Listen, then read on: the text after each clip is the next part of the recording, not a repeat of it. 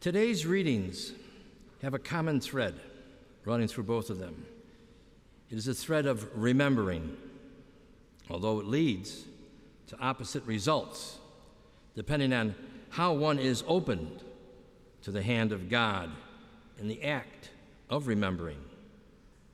In the first reading from Leviticus, the Israelites are told to remember and celebrate the key festivals throughout the year so that they and their descendants will never forget what God has done for them through the whole exile and the whole exodus and journey to the promised land. From the time of Moses until the time of Jesus, the first feast mentioned and celebrated each year was the most important feast, Passover.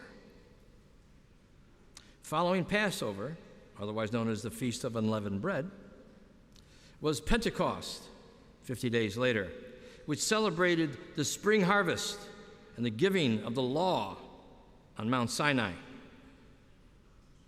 In the fall came the Day of Atonement and the Feast of Booths, commemorating their sinfulness and their traveling in the desert in tents, otherwise known as booths. Most of the feasts spring from the remembering of the experiences dealing with the Exodus.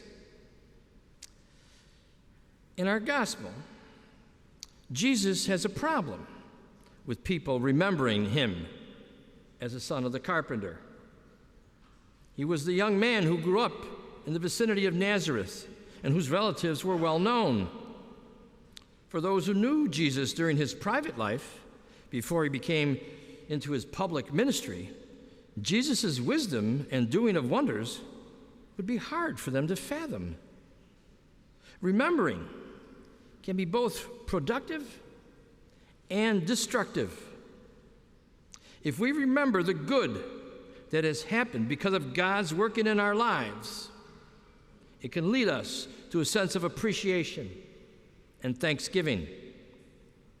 If we only remember what seems ordinary and fail to see the hand of God in our daily lives, we will not be able to accept even the greatest signs of God's blessings when they come.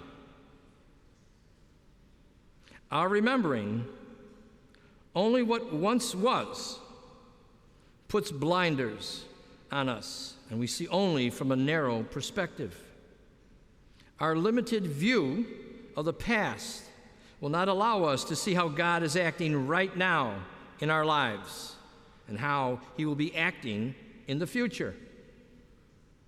The correct way to remember involves our attitude and our openness to God. We must be willing and able to recognize that God is at work in our lives.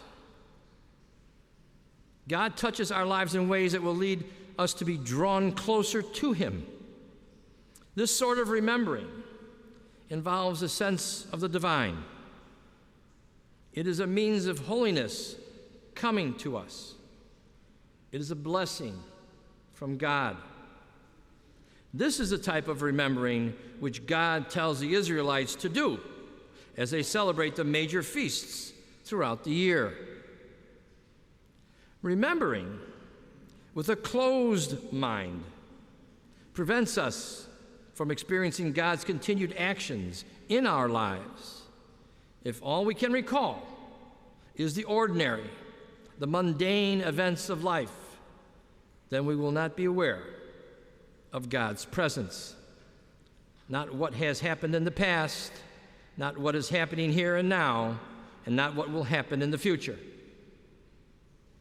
This type of remembering that was done by the people of Nazareth, they could not grasp that God was in their midst in the person of Jesus.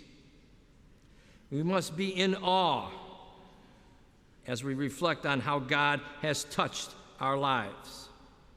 We need to celebrate the events of our lives when God was reaching out and touching us. It means that we must be open to the fact that God has been with us even in the most trying moments of our lives. This requires the gift of having the eyes of faith, the ability to see beyond the ordinary and the merely human out to the supernatural and the divine. Then we will be able to do what our psalm urges us to do. Take up a melody, sound the timbrel, the pleasant harp, and the lyre. Sing with joy to God, our help.